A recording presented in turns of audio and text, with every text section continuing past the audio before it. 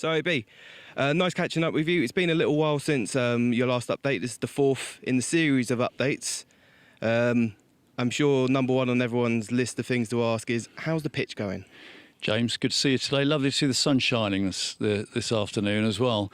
Yeah, it has been a little bit of time has elapsed since our last catch-up. Apologies for that. One of the reasons for it is that there's been an awful lot going on, and I wanted to make sure that we brought everyone bang up to date with the latest news. And starting with the pitch, that is obviously the most critical one of the lot. And I've just been at the ground this morning actually and talked to the contractors so I can give the most latest information to everybody on that score. I know everyone is avidly looking at the great live stream. I know it's been off for a short while, but it's back on now, and everyone can see the work that's been done on it. AgriPower have been tremendous throughout this whole process, and I think the last time we had a catch-up on this, I did indicate that they'd played catch-up on a lot of the delays caused by the weather earlier on in the summer, back kind of June, early July time. Working around the clock to make sure that the process was bang up to date. It has to be said that the weather gods have not been smiling on us, however, as everyone knows, and particularly in the last 2 to 3 weeks, when some of the weather can best be described as biblical, just at the time when we really didn't want it to be. So really frustrating for AgriPower and for us. They've kept us communicated all the way down the line. We've known exactly what's going on, and I'm happy to say that now they're back on board with the all-important seeding process. So right now, what people are looking at on the live stream will be the final grooming of the pitch, the picking up of the fibres so that the sand and fertiliser drops in, and then hopefully the seeding process will be able to start, albeit later than we wanted it to, but they're hoping that that's going to start tomorrow on Wednesday. We have been keeping in regular contact with the EFL on the progress of the stadium overall, but in particular, obviously, the pitch. Regular meetings to keep them abreast of what's been going on. It's been a really open, transparent discussions with them. And the most recent of which was yesterday, when we brought them up to date with all the latest developments vis-a-vis the pitch and the frustrations in not being able to start that all-important seeding process through matters outside of our control. We really could do nothing about the torrential rain that had been coming over that period. And so, to cut a very long story short, we put forward a proposal as a contingency, because what we want is for Sutton United to be shown at its very, very best off the pitch, in the same way as we've demonstrated that excellence on it. So we want to be ensuring that Sutton United is portraying to the world how good we are and how good we can be, and we want to ensure that everyone is playing on a fully optimal pitch to that effect. So the suggestion to the league was for us to have a change of schedule of fixtures for our first 2 games in order to enable that seeding process to take place, albeit later than we would have wanted to, for us to have a perfect pitch later in the month. And after various deliberations, and grateful thanks to the EFL for their understanding of this, but also to our friends at Salford and Hartlepool United, who completely understood the situation and were happy to entertain the change that has been proposed. So this is something that literally is very hot off the press, but I'm happy to be able to confirm that our home match against Salford City on the 14th is now going to be played at the Peninsula Stadium, and the fixture up in Salford scheduled for February is now going to be at Gander Green Lane. So effectively a reverse of fixtures there.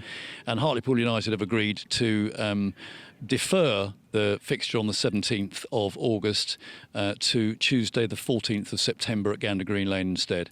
This will give us all the time we need to ensure that when we're ready for action, whether it be in the Carabao Cup, if we're successful next Tuesday and we get a home draw in the next round, or whether it's the visit of Oldham Athletic, that you'll see Sutton United at its very best, both on, we hope, and off the pitch, certainly. So a lot of work gone into that, and I would just like to stress our gratitude to AgriPower for all they've done, for the EFL for their understanding, and also the 2 clubs that are affected in this, because the collaboration there has been excellent. That's not to say that we won't be working really hard to get to the end date on all the other things that need doing, but the pitch is obviously crucial there. No one wants to play on a suboptimal pitch. Doesn't reflect well on us, on the contractor, the league, or really help our opponents either. It's the best possible outcome under the circumstances, because it really has been exceptional circumstances. No one could have foreseen the amount of rain we've had.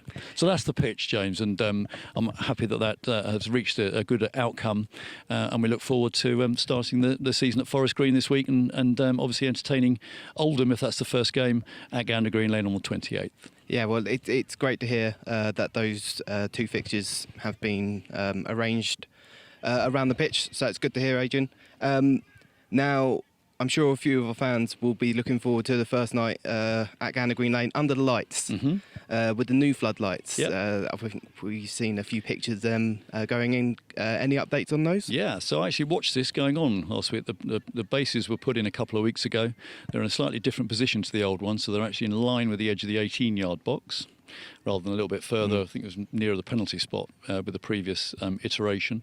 So the new floodlights bases went in, and actually the columns and the lights were erected earlier on this week, which was, where are we now? Tuesday, the end of last week, in actual fact, they went up. I've lost track of days. And they look fabulous. We've also switched them on. They're looking rather splendid and brilliant.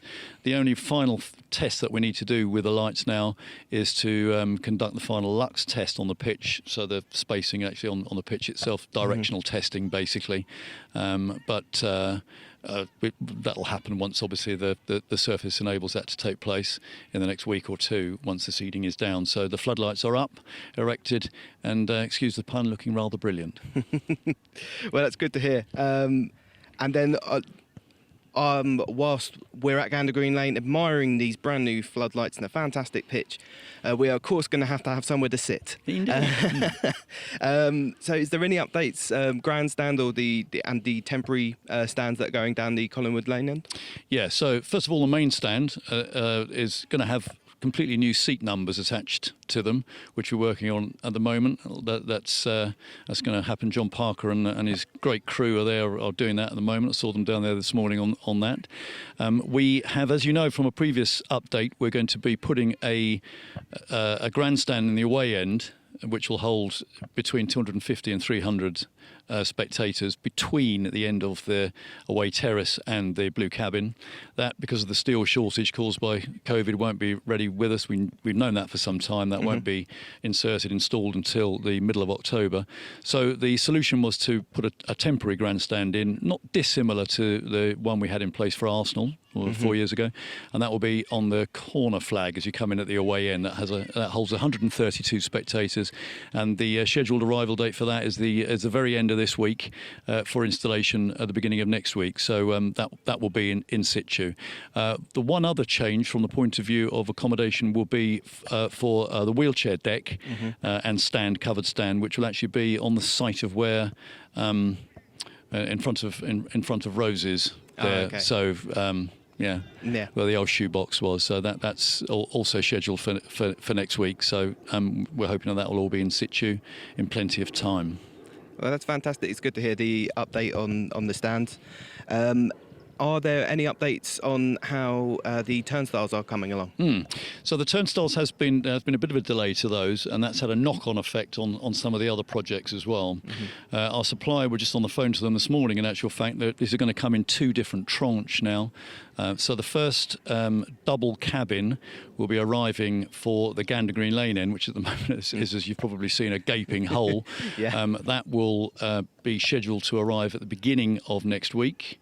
So as my old dad used to say to me, we need to prepare to fail to prepare to fail, he always used to say. So what we've been doing is all the preparation works for it, the slabs and making good of the ground around that area, and then we can drop in the turnstile from which the Wi-Fi is connected, and the whole ticketing process, which I'll come on to in a second, can take place. The plan was actually to move initially, whilst we're waiting for the other two pairs of turnstiles, one over by the gate behind Roses, and the other for the away end with a ticket booth. The plan was to make do with a temporary solution, one being the old turnstile by the back of the grandstand. But now that obviously our first home game has been delayed, we should be in a position to go ahead with Plan A with Stadium Solutions and their turnstiles. The other two pairs of cabins arriving the week after next. So once again, the preparation work has been done for those, and they will all be in situ. Well, that's fantastic. It's good to hear, and it's good to hear as well, with the slight delay we have on the pitch, that has a knock-on effect at being able to get everything fully ready for our game against Oldham. Are there any other changes or any other updates you'd like to give just general updates around the ground and getting ready for the Football League? Yeah, there are other things. They're the big four projects, James, but as I've alluded to in previous pieces, there are other projects that need to be fulfilled and undertaken. Because there are lots of changes to the stadium taking place, we need to have the appropriate licensing, the certification from the London Borough of Sutton to be able to host spectators in our new environment. And most of these are surrounding safety. Four main areas. First of all, fire risk assessment. There are various elements that have to be ticked in order to ensure that is we comply with that, which we're well on the way to ensuring takes place. That manual is very well advanced. We've got a new generator arriving at the end of this week, so that needs to be tested and in place. So that is another project. Other safety matters. Clearly, the heavy goods vehicles they've churned up a bit of the concrete around the ground, so we've got to make good some of the flooring there. We've upgraded our CCTV as was required, new lighting both outside and inside the ground, ambient lighting to make sure that we're able to ensure the safety of spectators. Fences, you'll see big change down at Gander Green, especially in the away end, where obviously that whole area now, you've just got the stand behind the goal and nothing else, and then behind it, huge expanse. Well, that needs to be made good and made safe with fencing and other areas of the stadium too in that regard, and gates too need to be put in. So that safety side of it is crucial to make sure that everyone coming into the stadium, we're able to ensure their security and safety. Then we have medical provision, so first aid room and other medical provision that we need to ensure is in situ, which we have a final meeting actually on Wednesday tomorrow on that front, so that will hopefully tick that final box. And we need to ensure that we've also complied with all the red zone protocols and the like, as if we were in COVID times, if that ever comes back to haunt us again going forward. And then finally, there are other projects, quite major ones actually, to do with Wi-Fi, good Wi-Fi across the ground, stadium, to enable our admission process. Scanners obviously need to be read in the security cabin so that Mike and his security team are able to see exactly who's in the ground, from which turnstile they've entered, and so that we're able to monitor crowd flow and behaviour, etc. So that's a whole new project in itself, which again we're pretty advanced with, but that's something that we need to ensure is in place to be ticked off next week. Okay, fantastic. Plus plenty others besides, new buildings arriving for the academy and referees' rooms and physio offices, etc. So there's never a dull moment, it's fair to say. Just enough just to keep you a little bit busy. Yeah, right? yeah, it's keeping me on my toes. And lots of other people besides. Yeah. Just finally, any updates on how we're doing with season tickets and some of the ticketing going on for the next few games? Yeah, really good question. And many apologies for the delay to our supporters on this. I've received many personal messages on this, and I've seen many on social media and on the forum about this too. There's been a delay to the production of the season tickets, for which I'd like to extend heartfelt apologies. Really should have had those to you by now. However, without making excuses, this is all linked to there are technical issues attached to it, particularly with regards to individualised barcodes linked to the Wi-Fi scanner project that I've just been referring to. So when they arrive, they're going to be individual credit cards with your name, the barcode, part of the ground that you've bought your season ticket for, individual seats as well, obviously if you've booked a grandstand seat, and of course we then need to move on to the actual admission tickets themselves and how that operates, both for advanced sales and for on match day sales, for which we'll be putting together a piece of literature on the website to make everyone fully aware of how that's going to work. So those season tickets, clearly with the first home game scheduled to have been on Saturday week, was a really pressing urgency. Still is. We're not holding back on any of this, and many apologies from that ticketing team in that regard. We're very hopeful that we'll have more news for you on that in the coming days. But I would like to think that we'll be able to have season tickets available for either collection or postage during the course of next week. Okay, well, that's a fantastic. Sorry update on again that. for the delay on that. I know it's very frustrating for everybody, but I'm sure everyone appreciates all that's going on at the minute. And but all these things, we will get there, and we are getting there. Lots of progress has been made in the last couple of weeks, and the reason why I haven't been doing this piece before is I wanted to make sure that we had all those ducks in a row before I said something that I might later regret. No, I don't regret any of it. It's all taking good shape, James.